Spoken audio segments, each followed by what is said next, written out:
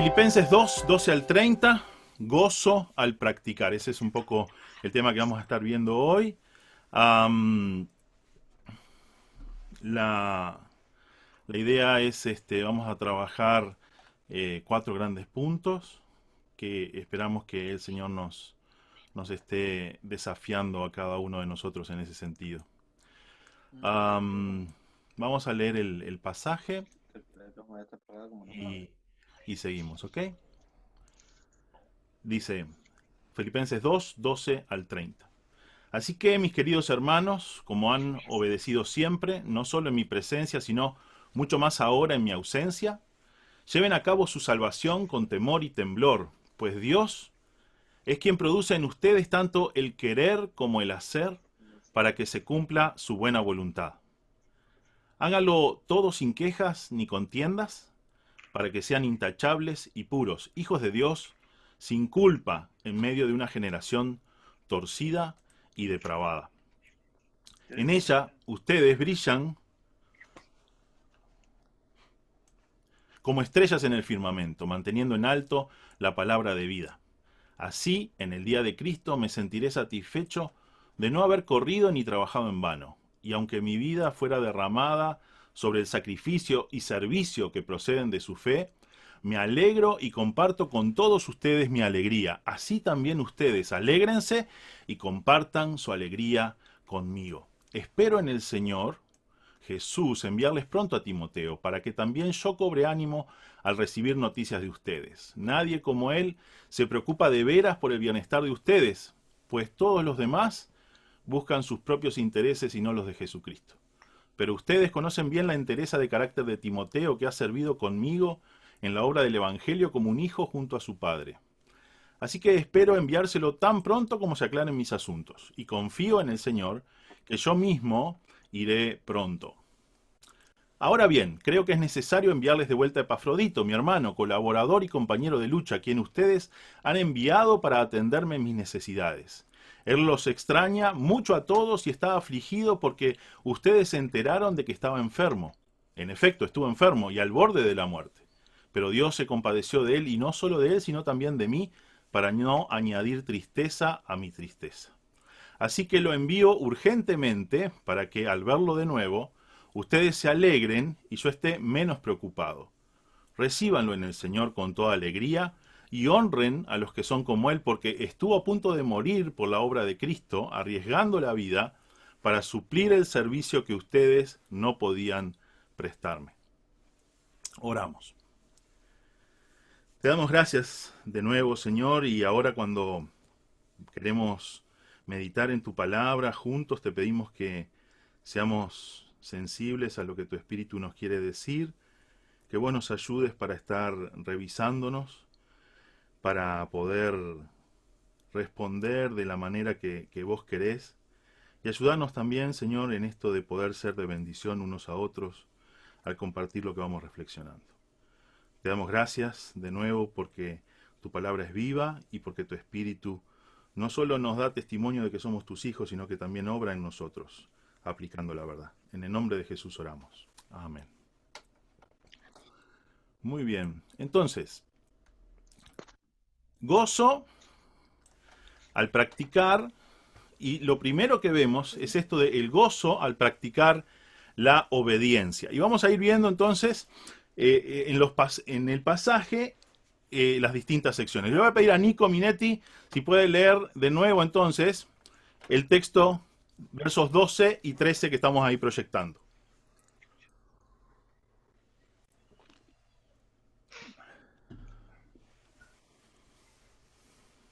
Así que, mis queridos hermanos, como han obedecido siempre, no solo en mi presencia, sino también más ahora en mi ausencia, lleven a cabo su salvación con temor y temblor, pues Dios es quien produce en ustedes tanto el querer como el hacer para que se cumpla su buena voluntad.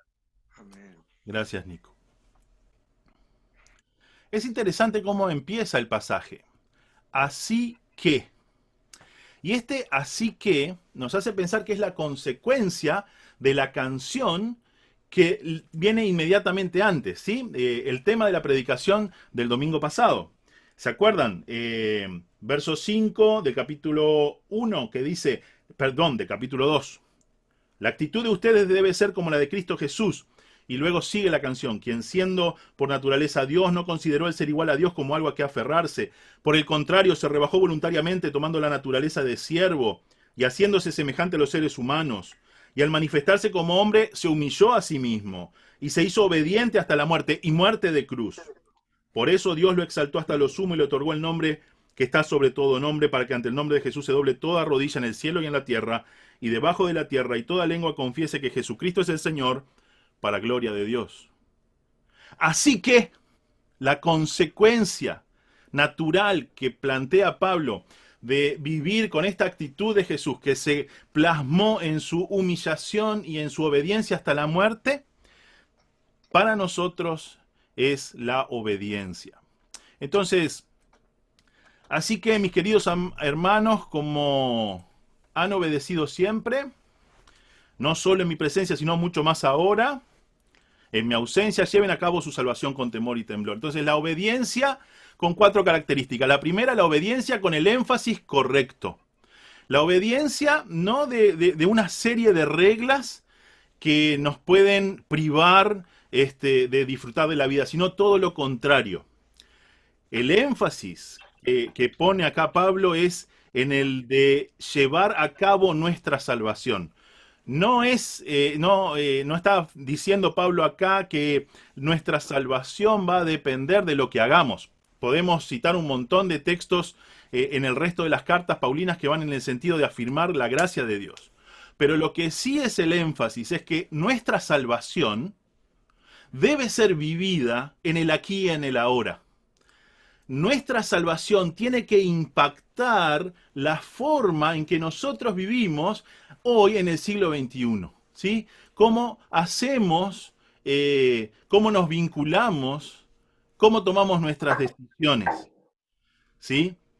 El énfasis de nuestra obediencia entonces es un énfasis positivo, es un énfasis que nos hace pensar en el cómo vivimos, y es un énfasis que nos tiene que llevar hacia la acción, ¿sí? Obediencia con el énfasis correcto. Obediencia con la perspectiva correcta. Dice, verso 13, pues Dios es quien produce en ustedes tanto el querer como el hacer. Es bien interesante porque si nos quedáramos solo como con el énfasis de primera parte, ¿sí? Podríamos como caer en un desbalance y decir, sí, somos nosotros los que con temor y temblor, con mucha reverencia, asumiendo la seriedad de la salvación, depende de nosotros. Y entonces viene la respuesta inmediata o sigue la reflexión como con el contrapeso que nos hace pensar en todo depende de Dios. No solo depende de Dios lo que ustedes hacen, sino también la motivación, las ganas de hacer las cosas. Es decir, cuando nosotros sentimos, sale de nosotros el interés por ser de bendición a otros, por reaccionar frente al miedo de otros y llevar consolación, por poder actuar a favor de nuestros hermanos, ahí está el Señor obrando. De Él viene esta cosa, de Él viene este querer. Y cuando logramos hacer algo, es de Él que también viene, ¿sí? De Él viene la fuerza, de Él viene el poderlo hacer. Entonces, énfasis correcto al obedecer, perspectiva correcta, todo viene de Dios. No hay lugar para el orgullo, no hay lugar para el sentirnos independientes o sentirnos autosuficientes. No hay espacio en la obediencia para eso. Una obediencia con la actitud correcta, ¿sí? La actitud correcta, cuando nosotros somos conscientes de que no es de nosotros que surge la intencionalidad, que no es de nosotros que surge la acción, lo que nos queda es tener una actitud de estar abiertos y expectantes a lo que Dios va a hacer en nosotros, con nosotros y a nuestro alrededor. Somos conscientes de que obviamente nosotros no controlamos todo lo que Dios hace, porque Dios obra en otras muchas personas y en otros muchos espacios. Y entonces nuestra actitud de obedecer al Señor es con expectativa y bañada de humildad, de realismo. Entonces, hay gozo, le dice Pablo a los filipenses y por extensión nos dice a nosotros cuando obedecemos con el énfasis correcto, con la perspectiva correcta y con la actitud correcta. La actitud de estar abiertos a recibir del Señor, a seguir aprendiendo y observar qué es lo que el Señor está haciendo. Y por último también, o una obediencia con el resultado correcto. El resultado es bien interesante. Final del verso 13. Para que se cumpla su buena voluntad.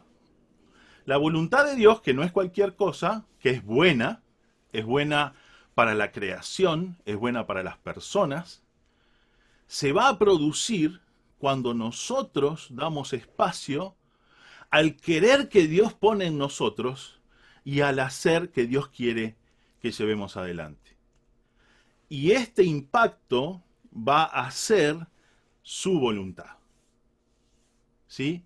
A veces nos preguntamos si lo que hacemos, o deberíamos preguntarnos qué es lo que nos motiva, qué es lo que buscamos con lo que hacemos. Buscamos éxito numérico, buscamos generar un impacto para hacernos un nombre, una reputación. ¿Qué es lo que buscamos?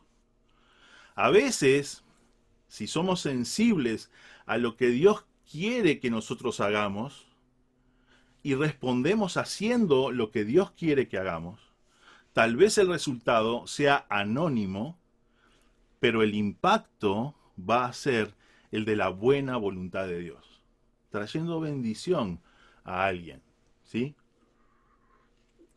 Donde sea posible que lo bueno, lo agradable y lo completo, como dice en Romanos 12, sea experimentado por más personas. Cuando obedecemos de esta manera, hay alegría, hay gozo. El segundo punto que nos plantea el texto es que hay gozo al practicar la unidad, ¿sí? Y ahora leemos Filipenses 2, del 14 al 16, la primera parte del 16. Yo le voy a pedir a Andrés Santos, ¿vos podés leer el texto que estamos proyectando? Sí. Buenísimo.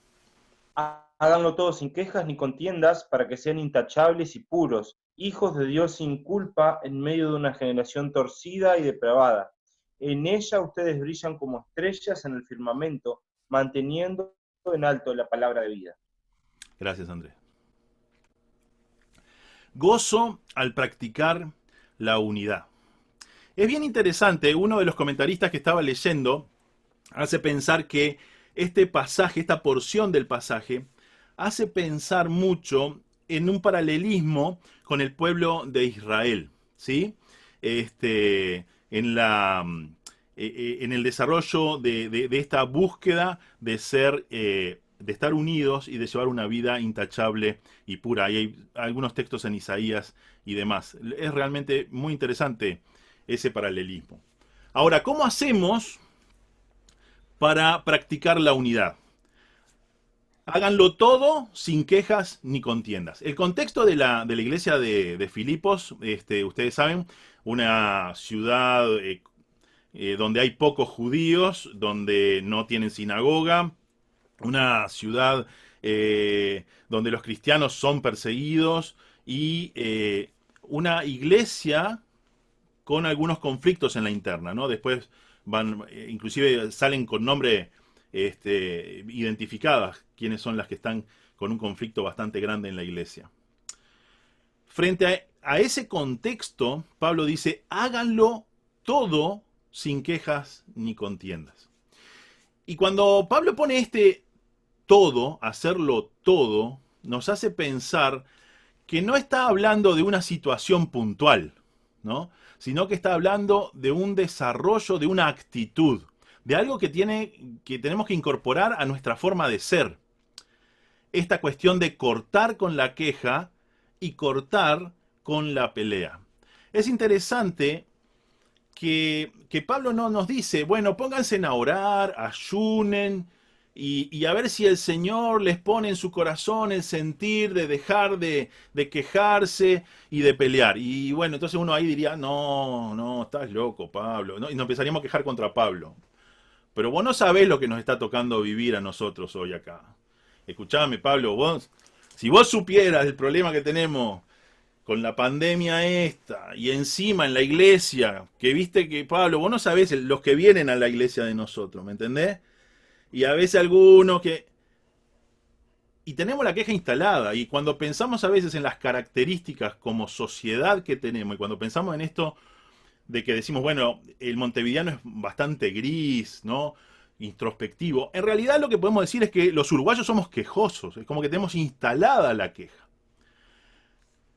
Es interesante que el desafío que nos pone Pablo acá es ser contraculturales y atacar la queja, no darle espacio a la queja en nuestra vida personal ni en la comunidad.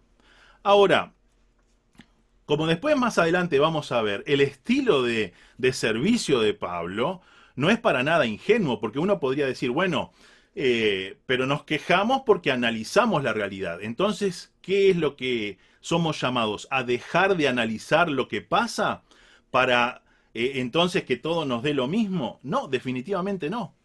Pero lo que es interesante es que podemos pensar que atrás de la queja lo que hay en realidad no es un deseo de trabajar para el cambio, ¿no? Sino solo un liberar esto que tenemos adentro, esta amargura que tenemos adentro por una situación dada o por una persona o por lo que sea, y al quejarnos lo largamos. Y como lo largamos, de repente, sentimos cierto alivio. Pero no hacemos nada para cambiarlo. No hacemos nada para cambiar la situación. O lo que es peor también, tampoco hacemos nada para revisar cómo nosotros estamos entendiendo esto que nos molesta. ¿Por qué me molesta? Entonces, ¿cómo hacemos para mantener la unidad desde la perspectiva de este pasaje concreto? Cortando con la queja y cortando con esta actitud que algunos podemos llegar a desarrollar de pelear, de tener contiendas, de enroscarnos en peleas. ¿Sí? Damos un paso para atrás y podríamos decir, sin duda, que esto no viene ni en el querer, ni en el hacer, viene de Dios. La segunda cosa que tenemos para hacer, para cultivar la unidad, es ser íntegros. Verso 15, para que sean intachables y puros, hijos de Dios, sin culpa. Intachables, íntegros. ¿Cómo hacemos para cultivar la unidad? Mostrándome como soy. Ser íntegro no es ser perfecto. Reconocemos nuestras tensiones con el pecado, reconocemos nuestras fallas, reconocemos nuestros errores. Pero al ser íntegro, los reconocemos. No somos hipócritas, no nos ponemos una careta de algo que no somos. La comunidad también, la contraparte de una comunidad unida, donde hay integridad, es una comunidad que reconoce la humanidad de todos y da espacio para la confesión y el perdón. Es una comunidad, no es una comunidad de caretas, es una comunidad sin caretas, es una comunidad íntegra, es una comunidad donde hay espacio para que las personas tengan errores, sean asumidos esos errores, sean perdonados, y juntos vamos caminando hacia la formación de Jesús en nosotros, pero en distintos niveles, en distintas etapas, en distintos momentos de la vida. Y como comunidad todos juntos vamos caminando hacia esto que sigue diciendo el pasaje, ¿sí? Que tiene que ver con la pureza, intachables y puros. ¿Y cómo contrasta esto de la pureza? La integridad es esta cosa que se muestra como es, y la pureza es la ausencia de la maldad, o la ausencia de las segundas intenciones.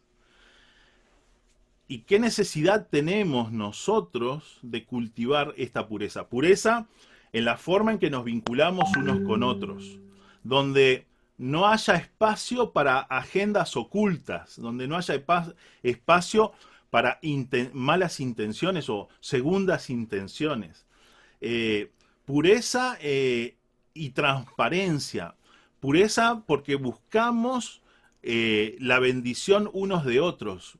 Cuando estamos centrados en la actitud de dar, no damos el espacio para que se cultiven las impurezas, ¿no? Es interesante el contraste que va a hacer con esta generación. Dice, hijos de Dios sin culpa en medio de una generación torcida y depravada. Y no es algo nuevo esto de que la sociedad de aquellos que buscan llevar una vida de forma independiente con Dios vayan en un sentido torcido y depravado. Hoy en día miramos a nuestro alrededor y nos seguimos escandalizando. Nos enteramos que ayer entró el procesamiento de la persona número 21 dentro del caso Océano de explotación de adolescentes por parte de adultos en un contexto de explotación sexual. El caso 21 ya está procesado, un argentino empresario de 63 años. Y nos sorprende, nos choca, pero nuestra reacción debe ser la de, por la forma de vivir y la forma de vivir como comunidad juntos, con pureza, ser un contraste con esto, ¿no? Así viene el contraste. Ustedes, o en esa sociedad, en medio de esta generación torcida, depravada, viciada, dice, enferma, podríamos poner como otro adjetivo, en esa sociedad, en esa generación, ustedes brillan como estrellas en el firmamento, manteniendo en alto la palabra de vida. Y es interesante, el llamado de Pablo de tener gozo al practicar la unidad también tiene que ver con esto de que no ocultemos nuestra luz, que no ocultemos la palabra. Una palabra revelada, ¿sí? La Biblia y sus conceptos, y la palabra también internalizada, hecha carne en nosotros, a través de dar el espacio al sentir que Dios pone en nosotros y darle espacio al hacer que Dios quiere de nosotros. Entonces, gozo de practicar la unidad, cortando con la queja y las peleas, cultivando la integridad, cultivando la pureza, y sin ocultar nuestra luz, la palabra revelada y la palabra encarnada, la palabra vivida. Una cita de Dietrich Bonhoeffer que me pareció muy, muy interesante. No sé, ahí, Avi, ¿vos la podés leer? Dice que no. Sí, sí, dale, dale que podés. Esfuérzate, esfuérzate. A ver, la autojustificación y el juzgar a los demás van de la mano, de la misma forma en que la justificación por gracia y el servicio van de la mano. Gracias. Está clarísimo, ¿no? Autojustificación implica o lleva, está vinculada a esta cuestión del juzgar a los demás. Mientras que cuando experimentamos, internalizamos la justificación por la gracia que tenemos con el Señor, esto nos lleva al servicio hacia los demás. Tercero, gozo al practicar la alegría sacrificial. Versículos 16, la segunda parte, y el versículo 18. Pablo, ¿vos podrás leerlo?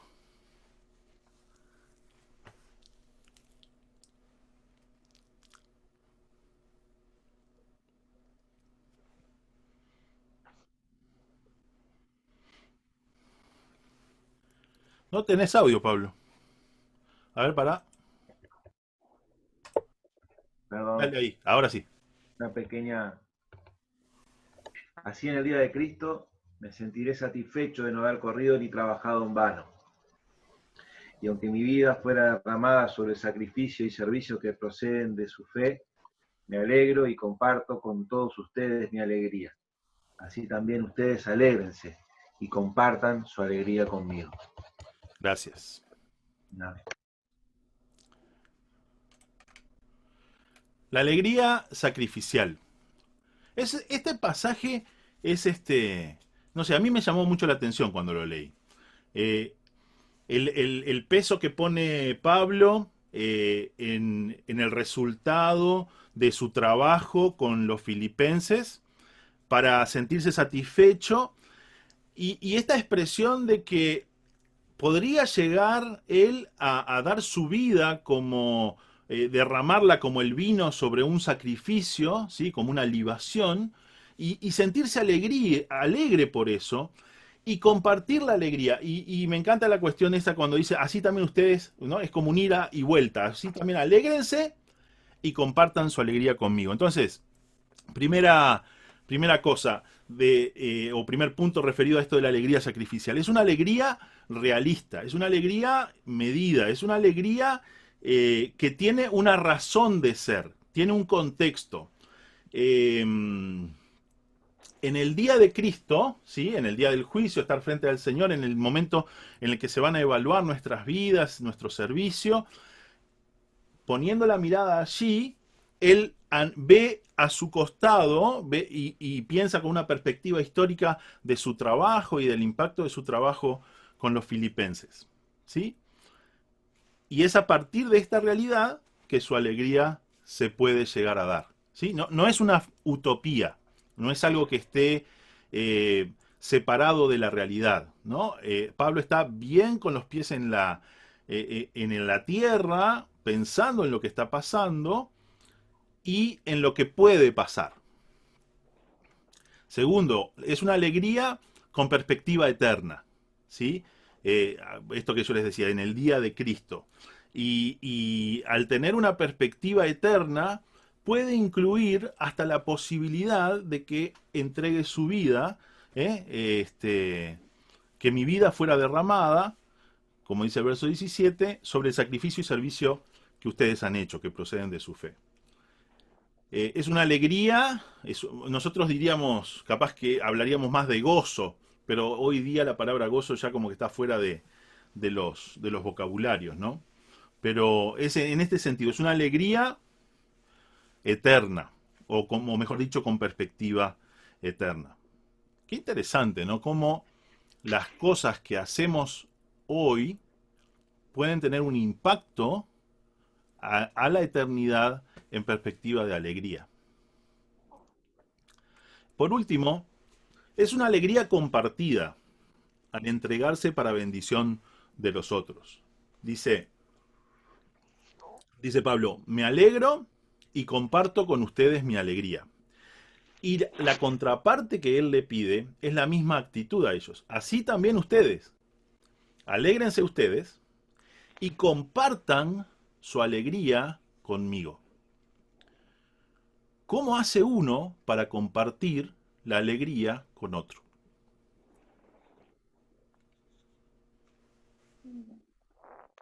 ¿No? Porque uno dice, bueno, pero la alegría es una emoción, el gozo o tiene este componente bien introspectivo, yo siento alegría, pero Pablo se siente que está logrando compartir su alegría con los creyentes de Filipo y les pide a ellos que no solo experimenten la alegría, sino que también la compartan. Y esto me hace pensar en compartimos la alegría a través de acciones que decidimos hacer. Compartimos la alegría a través de palabras de afirmación, cosas. Compartimos la alegría cuando le decimos a otro por qué estamos alegres. Y este otro puede entender y puede sumarse a esa alegría. Y es interesante que de la alegría que él está hablando, es de la alegría que viene por el resultado del trabajo o por el resultado del propio sacrificio. Qué interesante, ¿no? A veces en esto que tenemos tan incorporado desde Hollywood y la matriz norteamericana de la búsqueda de la felicidad como el centro de la vida, si dijéramos, bueno, vamos a tomarlo como la búsqueda de la alegría desde la perspectiva de Pablo, es una búsqueda que va a implicar servicio, que va a implicar, tal vez, con buena posibilidad, también el sacrificio. Acá Pablo hace como un corte y va enseguida a hablar de Timoteo y de Epafrodito. Lindo nombre para el próximo bebé. No sé, al que le toque, Epafrodito. Entonces, vamos a ver ahora el resto del pasaje, hablándonos de Timoteo, de Epafrodito, de estos dos ejemplos. Vamos a pensar en el gozo al practicar el servicio en comunidad. Y lo vamos a hacer un poco así, compartido. Entonces yo les voy a pedir, ahora vamos a leer el pasaje y lo que tiene que ver con, le voy a pedir a Mauri si lo puede leer. Vamos a proyectar la primera parte que tiene que ver con Timoteo. Y mi pregunta, para que todos la vayamos viendo y después compartimos las respuestas, es ¿qué características ves de Timoteo? ¿Ok? Que nos comparte ahí el pasaje. Entonces, Mauri, si pudieras leer, por favor. Espero en el Señor Jesús enviarles pronto a Timoteo, para que también yo cobre ánimo al recibir noticias de ustedes. Nadie como él se preocupa de veras por el bienestar de ustedes, pues todos los demás buscan sus propios intereses y no los de Jesucristo. Pero ustedes conocen bien la entereza de carácter de Timoteo, que ha servido conmigo en la obra del Evangelio como un hijo junto a su padre. Así que espero enviárselo tan pronto como se aclaren mis asuntos, y confío en el Señor que yo mismo iré pronto. Gracias. Entonces, ¿qué características vieron ahí de Timoteo? Vamos a hacer así como una lluvia de ideas y después yo les comparto las que vi, que posiblemente sean las mismas que digan ustedes. Se preocupaba por la gente de Filipos. Se preocupaba, muy bien. Y más que preocuparse, era como que estaba centrado en ellos, ¿no? Porque ahí va a decir, nadie se preocupa de veras como se preocupa Timoteo. Muy bien, buenísimo. ¿Qué más? No buscaba su... A ver, Debo. No, es servidor, se preocupa por los demás y es servidor. Ok, es servidor, muy bien.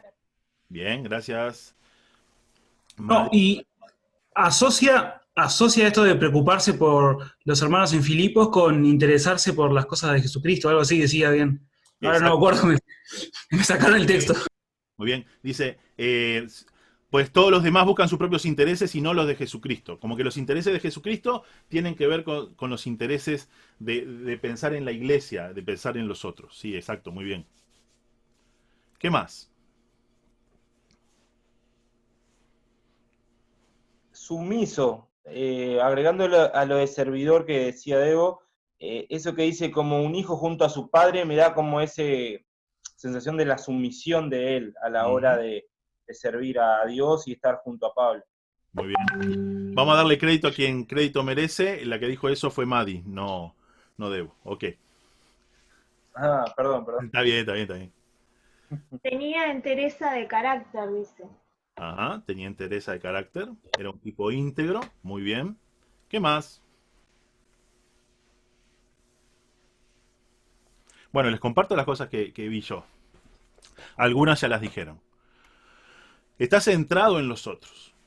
No busca su propia agenda. Construye su agenda a partir de los demás. Desde la perspectiva de Jesús, ¿no? Literalmente va a decir, busca los intereses de Jesús. Es alguien íntegro. Es alguien servicial. Es humilde. Es cariñoso. como un padre y un hijo. Dice, se vinculó con Pablo como si fuera el padre. Así que es alguien cariñoso, conectado también desde lo emocional.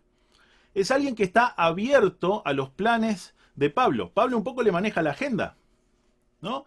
Y ahí Timoteo accede en este sentido. Y es alguien que es de ánimo para los demás, anima a los otros, ¿no? Pablo está diciendo, bueno, los voy a mandar para que yo pueda cobrar ánimo a recibir noticias de ustedes. Así que bueno, ahí tenemos un ejemplo bien interesante. Y quiero hacer un poquito de énfasis en ese contraste que plantea Pablo entre Timoteo y todos los demás. Todos los demás que buscan sus propios intereses y no los de Jesucristo. Y todos los demás que plantea Pablo, no era en el mundo, era dentro de la iglesia o dentro del grupo con el cual Pablo se estaba moviendo, ¿no? Es interesante, y acá es como un poquito una digresión, pero pensar en nuestros días hoy, ¿no? ¿Cuántos, aún dentro del pueblo de Dios, o que están trabajando en el contexto del reino de Dios, se mueven con agendas propias, buscando sus propios intereses? Y cuando alguien se mueve buscando sus propios intereses, definitivamente no está buscando los intereses de Jesucristo. Y eso nos tiene que también hacer pensar a nosotros, ¿no? Creo que va muy de la mano con aquello que veíamos al principio, de ser sensibles a lo que Dios pone en nosotros como querer y lo que Dios nos permite hacer en sintonía con eso que quiere que hagamos. En la obra estudiantil 2x3 nos hacemos la pregunta de qué es lo que Dios está haciendo, de qué manera se está moviendo el Señor dentro de la universidad para nosotros podernos sumar. Y les confieso, es una pregunta que a mí me cuesta mucho responder. Yo tengo muchas ideas, muchas iniciativas, pero ser sensible a lo que Dios está haciendo, esa es toda otra historia.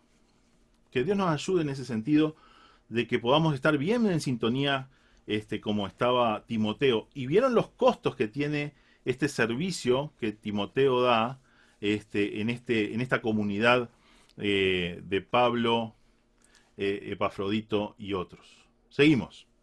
Vamos a pensar ahora en el caso de Epafrodito, ¿sí?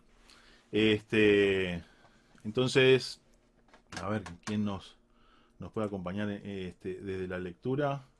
Dani y Gaby no tienen audio. Debo, ¿te animás vos a leerlo?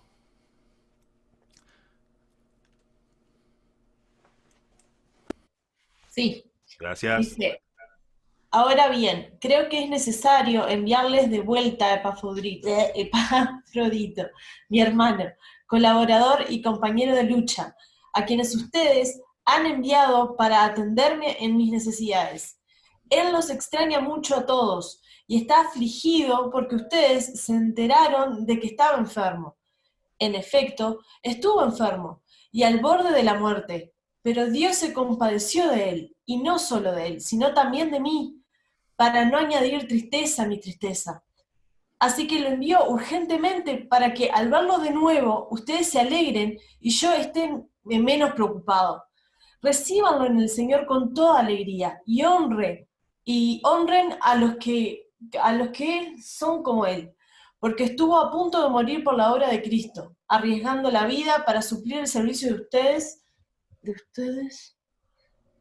esperen, que ustedes no podían prestarme. Gracias, Debo. Gracias por el servicio que nos prestás a todos, enfriándote un poco yendo hasta la computadora. Epafrodito, ¿qué características podemos pensar o ven ahí en el pasaje de Epafrodito en cuanto a su servicio? Ese término compañero de lucha que dice ahí, es muy bueno. O sea, como alguien que estaba al pie del cañón ahí, siempre para servir y para estar y para acompañar. Es una característica realmente muy destacable. Sí, sí. Es una imagen bien fuerte esa que usa así Pablo. ¿Qué más?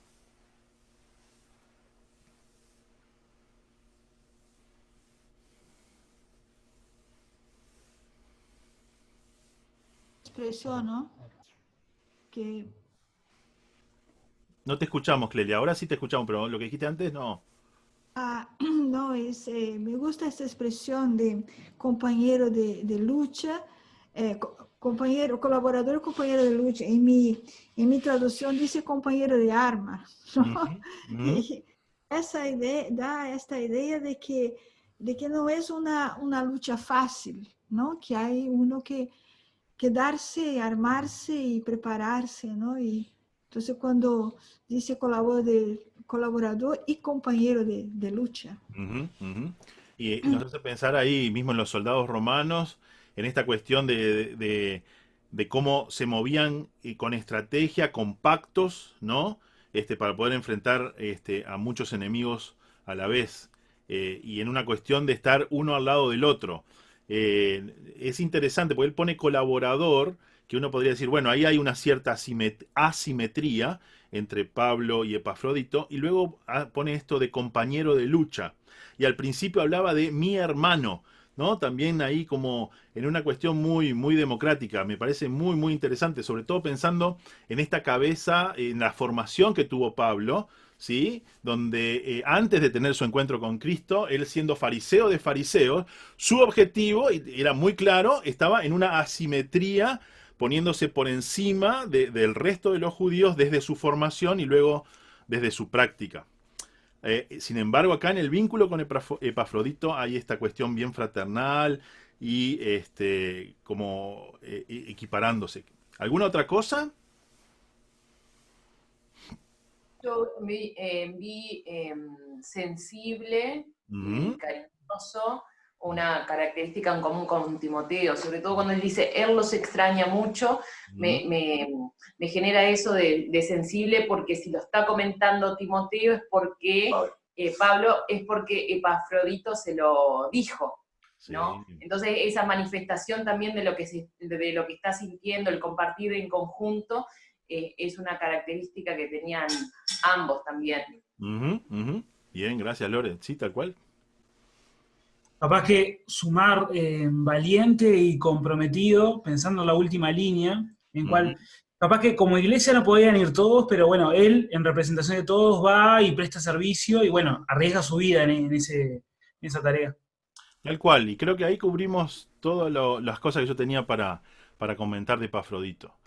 Servicial, esto que decía recién André, confiable, viene en nombre de la iglesia y la iglesia estaba de acuerdo con mandarlo, era alguien en quien la iglesia confiaba. Afectivo, ¿no? Cariñoso, lo que nos traía Lorena. Compañero, todo lo que pensábamos con Andrés en el comienzo.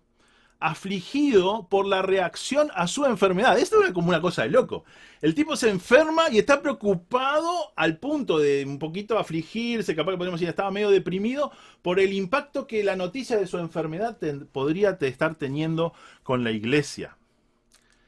Y es alguien que se entrega en su servicio hasta la enfermedad y la posible muerte.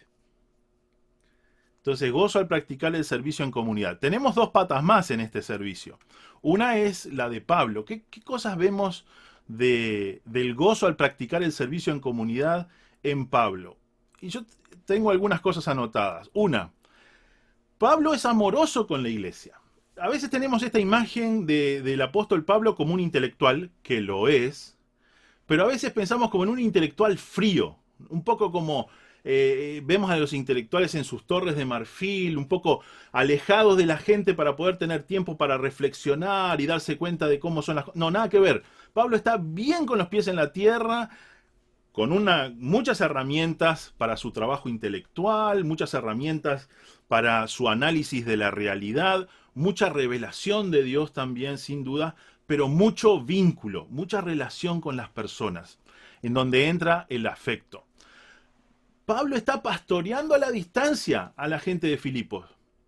A la distancia se preocupa por ellos. A la distancia está pensando en cómo puede hacer para ayudarlos a bajarles las ansiedades, a bajar un poco, a manejar la angustia que estaban sintiendo y su preocupación por Epafrodito. Pablo en su servicio es estratégico. Está pensando en cómo mover y cuándo a su equipo para lograr los distintos objetivos. Dice, cuando solucione, ¿cómo es que dice? Con Timoteo, espero enviarlo tan pronto como se aclaren mis asuntos, ¿no? Y Epafrodito dice, creo que es necesario enviarles de vuelta a Epafrodito. Hay un pensar la situación, hay un diagnosticar la situación y hay un establecer un plan para cambiar lo que está sucediendo, afectar lo que está sucediendo. Servicio estratégico, planificado, también esperanzado, espero poder irlos a ver. Estaba preso, estaba encadenado, 24 horas del día custodiado, pero él estaba pensando en la posibilidad de que esa situación el Señor tenía el poder para solucionarla y que él podría visitar a los hermanos físicamente. Depende de sus compañeros, reconoce que depende de sus compañeros y no tiene ningún problema. A veces generamos estos mitos o estas, ¿cómo decirlo? Se rodean los líderes como de esta aura de autosuficiencia, de no necesitar a nadie. Y nada más lejos de la realidad del apóstol Pablo, reconociendo el valor del trabajo de quienes lo rodean, de Timoteo y de Epafrodito.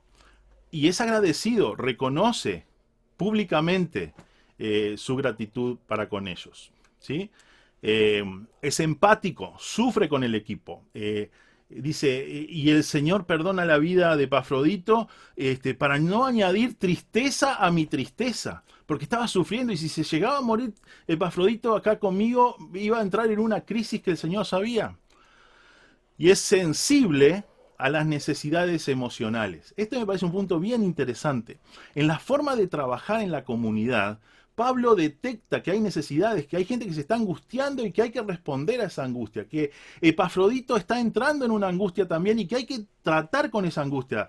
No es que mirar para el costado, no importa, no es el reino de Dios esta cuestión de cómo están reaccionando, no tiene nada que ver con el avance del Evangelio, sí tiene que ver con la construcción del reino, sí tiene que ver con pastorear a los hermanos. Qué rico, ¿no? Las lecciones de Pablo y su enfoque hacia cómo trabajar en equipo. Y por último, para terminar, desde la perspectiva de la iglesia en Filipos. Una iglesia que es amorosa con Pablo, que tomó la decisión de acompañarlo, hizo la colecta, buscó a alguien que la pudiera llevar, que fuera de fiar y lo envió. Y posiblemente tuvo que pensar en no solo el transporte, sino la manutención de Epafrodito. Porque Pablo obviamente no tenía ningún recurso para cubrir las necesidades de Epafrodito mientras lo estuviera asistiendo. Sostiene a la distancia. Es una iglesia organizada. Pudo planificar y llevar adelante su plan de apoyo. Es una iglesia generosa. Es una iglesia también que conoce a el equipo de Pablo, ¿no? Habla de que conoce a Timoteo y obviamente de su seno salió Epafrodito. También es una iglesia que vive crisis. No es que Pablo nos la pinta de una manera utópica o le da un barniz, porque claro, necesita que después le manden otra ofrenda, ¿no? Entonces los pinta como lo que no son. No, nada que ver. Pero una cosa no quita la otra. Para concluir, algunas preguntas. A ver, bien. Las preguntas tienen que ver con un poquito de todo lo que hemos visto. ¿En qué nos cuesta obedecer? Tenemos el desafío de obedecer. ¿En qué nos cuesta obedecer? Podemos identificar dónde estamos peleándonos con Dios o donde estamos apagando un poco tanto el querer que quiere el Señor poner en nosotros como el hacer que nos pide. ¿Cómo podemos brillar en Montevideo? ¿Cómo podemos hacer levantar nuestra luz? Como Pablo, ¿en qué te sacrificarías con alegría?